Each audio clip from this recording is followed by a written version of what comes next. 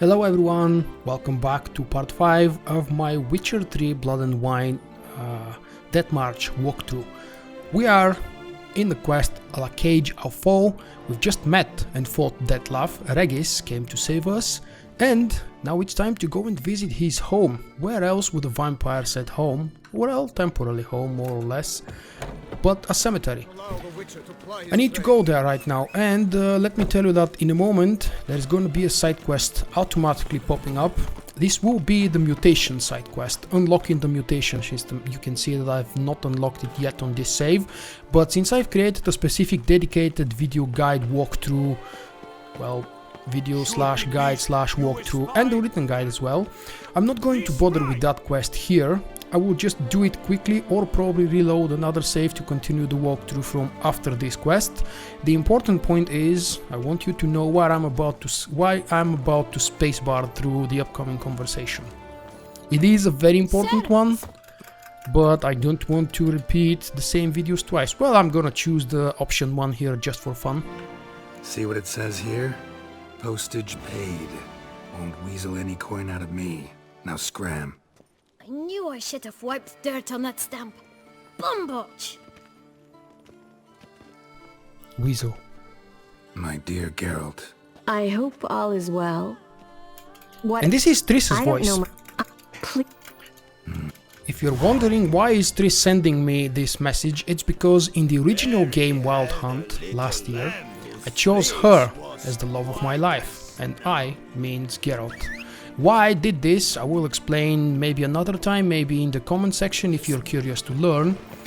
But I have, of course, different playthroughs and different saves with different choices. Obviously, I will have a walkthrough with New Game Plus where I've chosen something else. Let's not go into details now, but focus on the quest at hand. We're still going to the cemetery, and it's 500 steps away, so it might be actually a good idea to call for our horse. Nice Thank tune. you, dear, for popping up. A quick tip for those of you who are wondering why I do that so Not often. so fast, Roach. Usually the horse appears from your back, so when you want your horse to appear very comfortably and nicely in front of Whoa you, there, just Roach. turn the camera around, look at the landscape on your back behind you, summon the horse, and she is going to appear very close in front of you. There is another side quest over there, but right now I'm not doing this. It's a fun quest, definitely gonna find time and do it. And yet another one, this is a very important. This one I'm definitely not doing right now. It is the quest for the 5 new Witcher armor sets. I have specific dedicated written guides and video guides based on those sets, showing the locations of the diagrams and of course all the conversations and Slow everything now. about them. Whoa. So I'm gonna just briefly mention them and probably come back to them later on in the walkthrough. But the main focus right now, and for the remaining of this video and the other ones, will be the main story with some story, side story notes for some of the more fun, entertaining and important side quests with important characters and things like that. The one thing I regret while recording these videos for The Witcher 3, especially the gameplay ones that don't feature only cutscenes, is that regardless of how much I up the bitrate and try to provide better quality, the end product on YouTube is really smashed and more pixelated than what it should be or what I want it to be. It's because, of course, YouTube does their own processing after I upload the video. Regis. Could have picked some other place to meet. Trouble ahead. Apparently I need a little bit of rest. I have used some decoctions. My favorite ones obviously are already gone. Well, some of them okay. So the monster in front is nothing special. You can see that I still haven't augmented or ruined my silver sword, but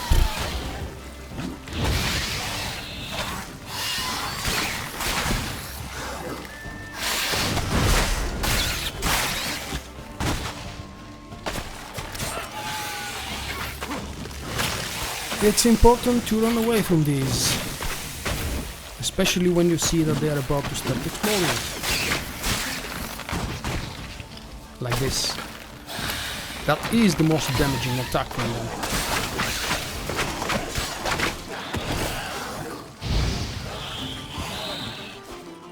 One goo and one flower, and then we're done. Looting here is not important. Well, it is actually. If you play the game for yourself, always loot everything everywhere all the time. Very quick meditation to replenish my superior swallow, because that's the best potion.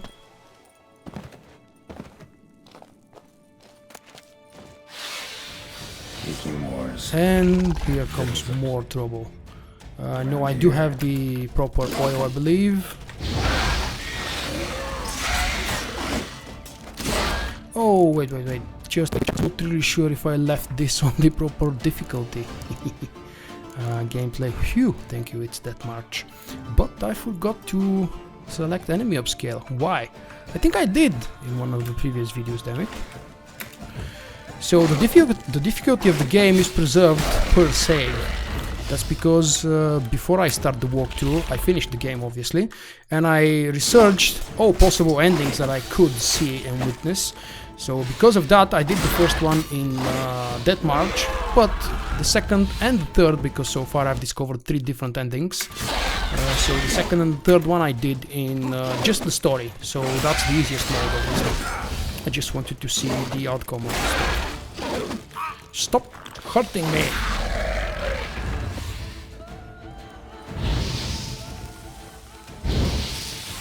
That's some stench. And that's finally all done. Oh, maybe not all. Very well. Just wonderful. Show me what you got.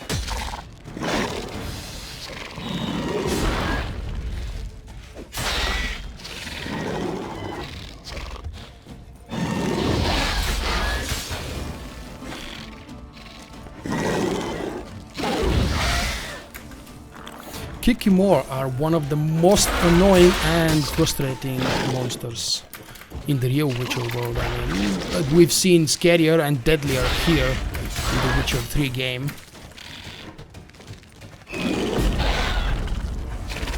The hell? Yo, that's the wrong side to aim from. Oh no. Let's not embarrass ourselves, shall we?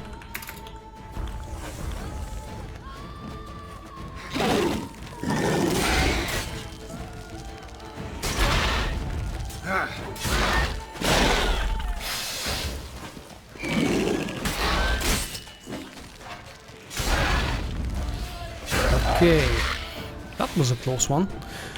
The one thing I should have used and didn't, that would have made my life so much easier, is, well, this. Superior Golden Aureole. Poisons now heal instead of doing damage. So every kind of a monster, insect or anything else that wants to hurt me with poison is not gonna succeed.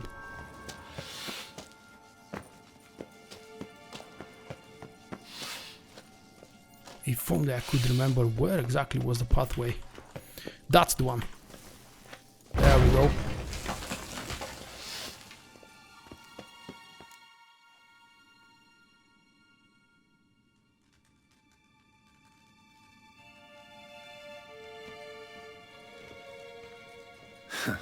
Agreed to meet a vampire at a cemetery. How much more cliché can you get? Nothing comes readily to mind, though we did not meet so I could prove how very original I am. True enough. Need to find your friend. I'm hoping you'll agree to help. I shall do whatever's in my power. Yet what you want or even need must matter little. What matters is what Dettlaff wants. If he does not wish to be found, you will not find him. Ever. End of story. Come on. Gotta be some way.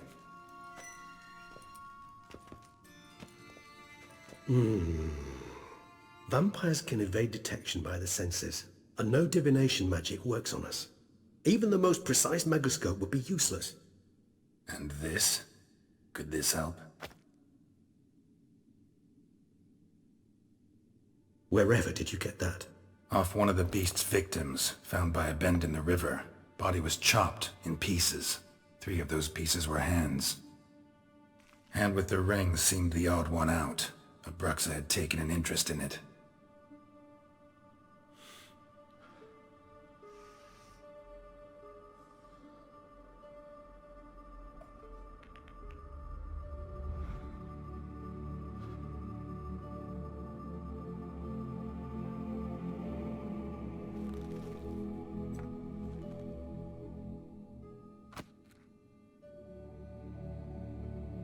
It's Dettlaff's hand, without a doubt. It will do splendidly. The hand. What do you plan to do with it? You've heard of Kovinaris' theory of tissue memory retention. Rings a distant bell? Read about it in Alchemia Oblitera. There's a copy at Kaer Morhen, tattered, nearly disintegrated. But if memory serves, Kovinaris never managed to prove it worked. He did prove it, just never managed to publish his findings.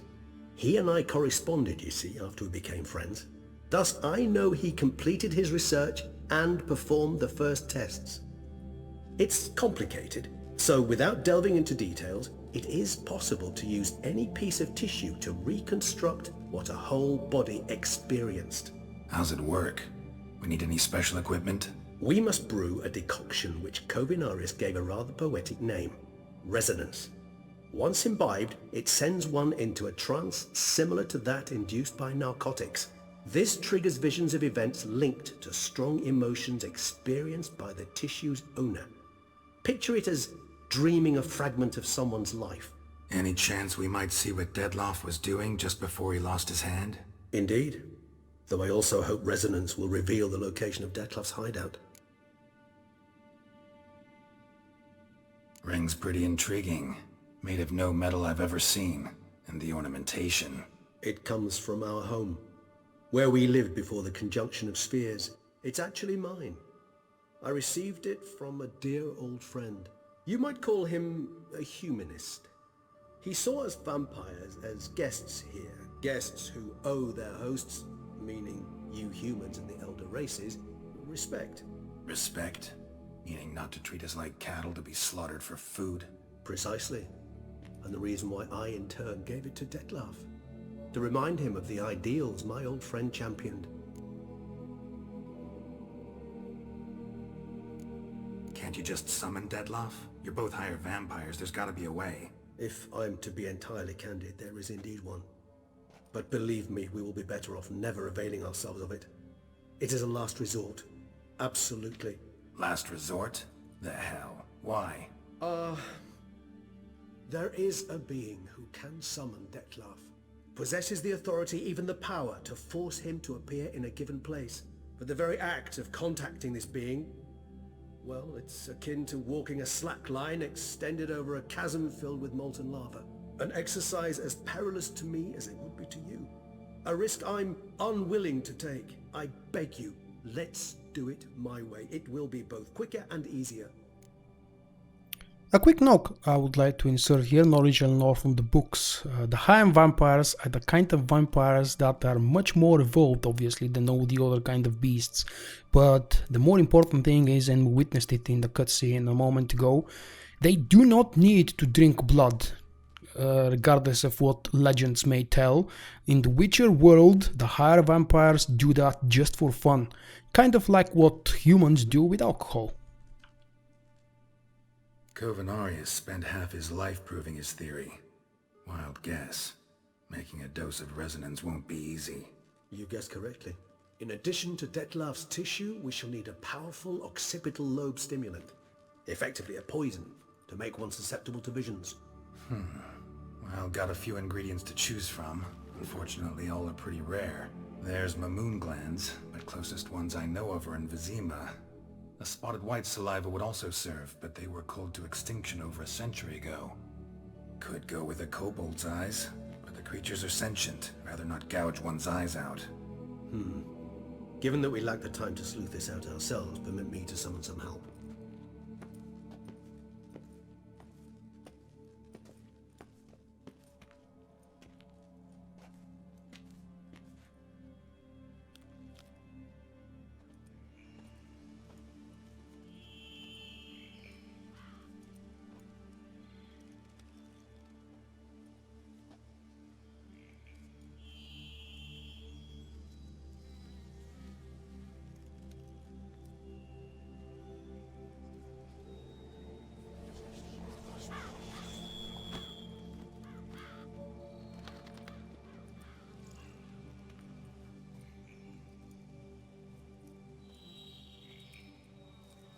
was that?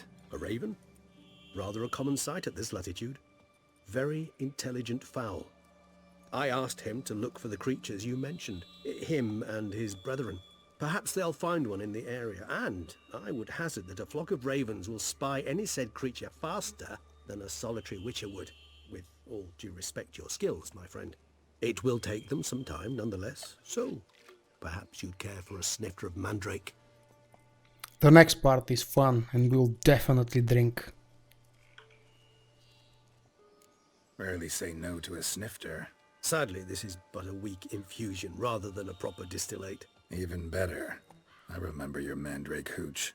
Made people say things they'd have rather kept to themselves. Now, what could Geralt of Rivia prefer to keep to himself? Regis might be a complex and educated vampire, but he has a simple need. He loves drinking. That doesn't mean to sound wrong. No, he's not a drunk. He just enjoys that.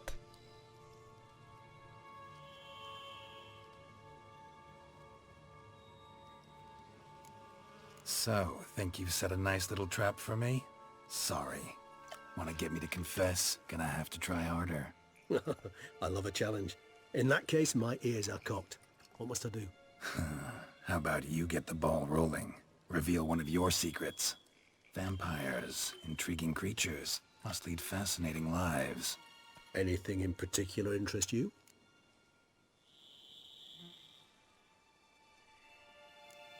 Always fascinated me the way vampires can regenerate.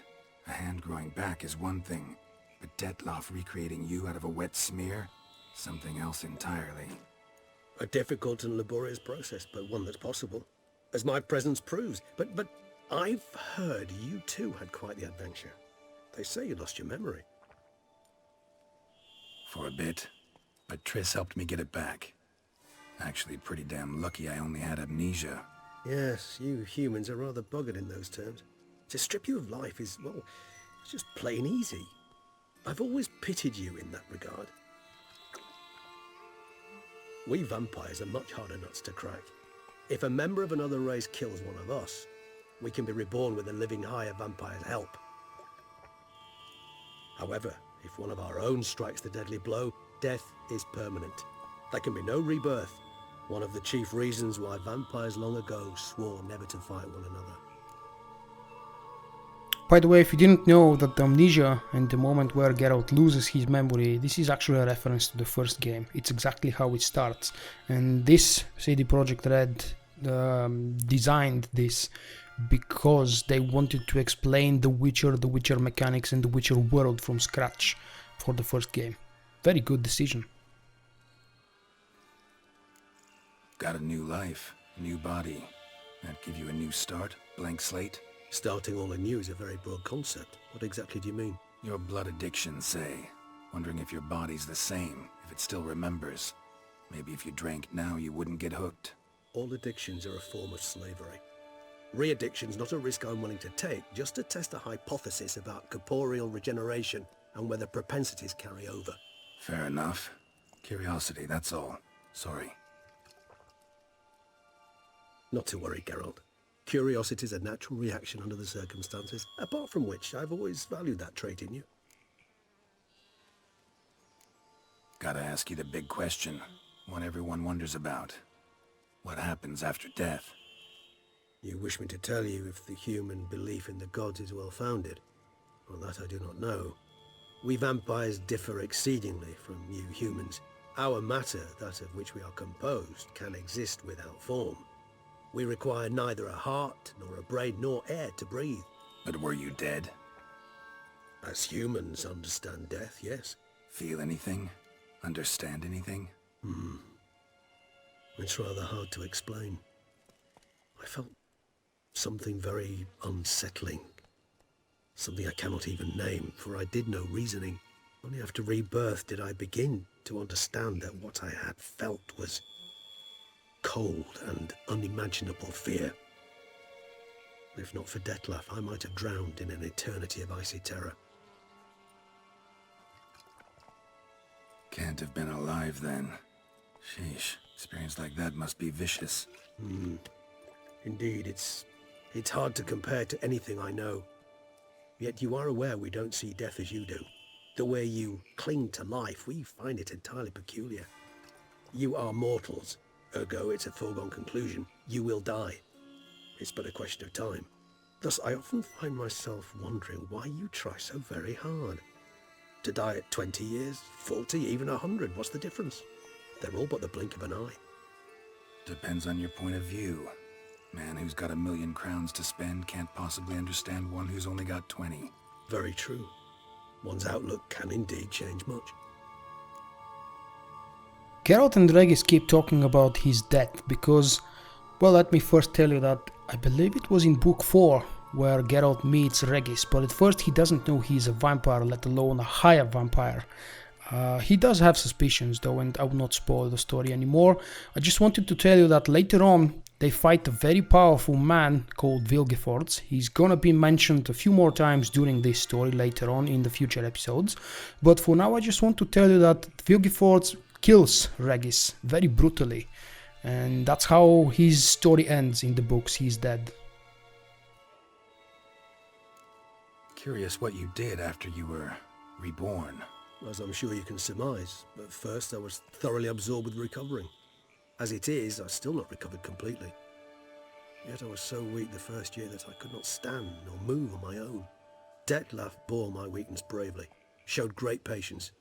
If not for him, I wouldn't be here, and I'd have regenerated far slower. Once I could at last stand unassisted, I set off for Bruges, for my one-time home of Dillingen. There I led the peaceful life of a rural healer and surgeon, enjoying my neighbours' respect and, in fact, constituting the exact opposite of the monstrous vampire the populace imagines. Bruges, you say? Rebirth make you sentimental? Perhaps a dash. But what of you? Where have you been? Ever find your Cyrilla? Back then, yeah. But we parted again soon after. And when the time was ripe, she came back, defeated the Wild Hunt together. Ooh. Seems I certainly missed quite a bit while I was absent. True enough. But it's a conversation we'll have another time. Need to know more about you now.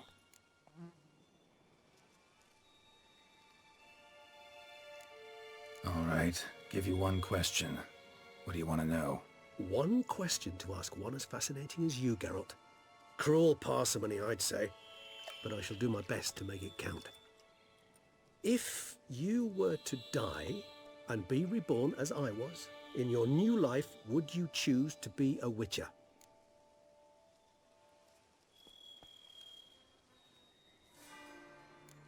See, Regis. Doubt I'd know how to be anything else. Ever tried? See, you're determined to get an answer, to find out if I like being a witcher. Just refuse to ask directly, as always.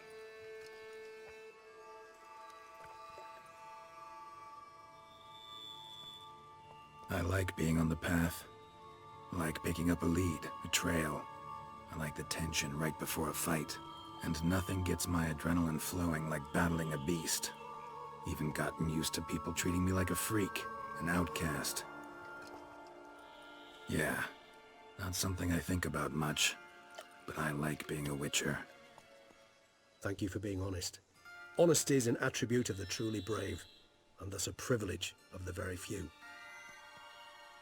Still no sign of your winged friend. Sure it understood what you wanted? Dead certain. Let's wait a bit longer. It'll return soon, don't doubt that for a moment. I was really anxious to pick the other option, just to see the dialogue, because, well, I haven't. But I made a promise that I'm going to follow the character of the Geralt, the Witcher from the books. And he doesn't hate being a Witcher.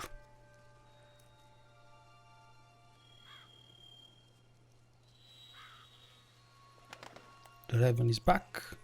Let's see of the news. Ever vigilant, even in his sleep. Quite vampire-like, in fact. Are you absolutely certain they don't administer a few of our genes during the trial of the grasses? Trial of the Grasses is the first experiment or the first test performed on the small kids before they become witchers.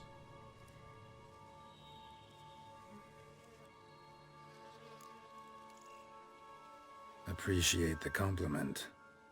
Got something for me? You were right. No kobolds or mamoons for miles around. Knew it. Allow me to finish. You see, there's this spotted white. It haunts an abandoned residence in the Caraberta woods. Impossible. My brethren hunted down every last spotted white before I was born. Then it seems you must revise your knowledge of spotted whites. For somehow this one managed to survive your brethren's onslaught. It seems I know this home it haunts. Recall a tale about it. Locals believe the place cursed. Perhaps that's how the whites survived entirely unmolested.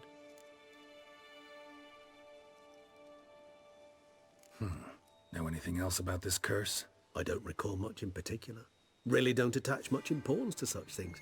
It was mentioned to me as an anecdote, no more. Come on, search your memory. Something, anything could be important. I believe it had a relation to hunger, or, perhaps greed, rapacity.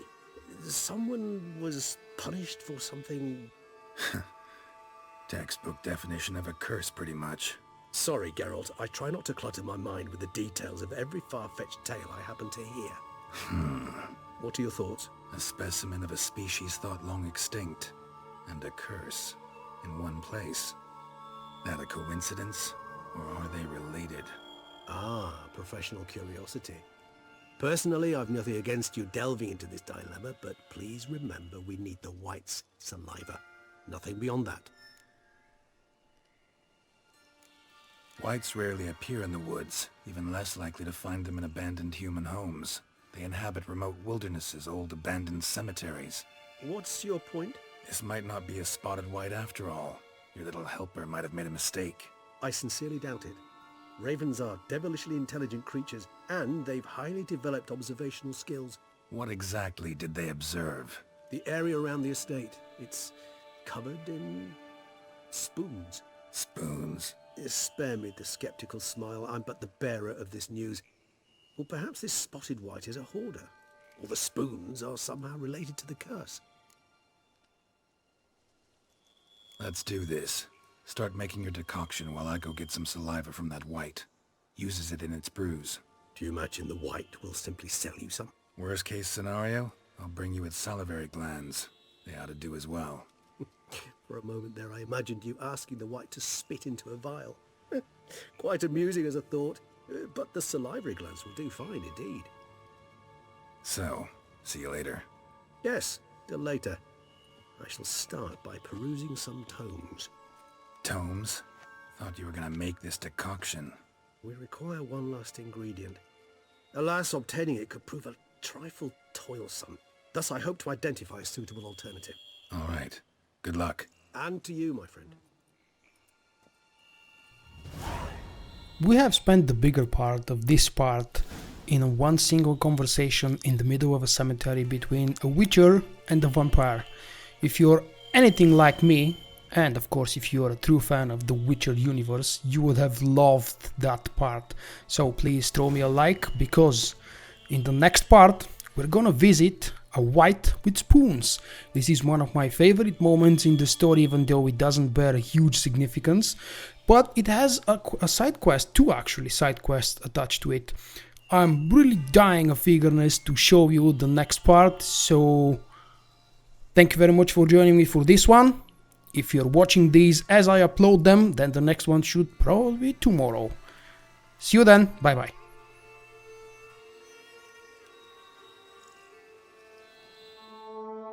Thank you for watching, I hope you have enjoyed the video. If so, click the like button and help me out. Also leave a comment and let me know what you think. Visit my website VULKK.com for daily videos and news, and stay in touch by following me on Facebook and Twitter. To help me improve and expand, consider becoming my patron with a small monthly pledge.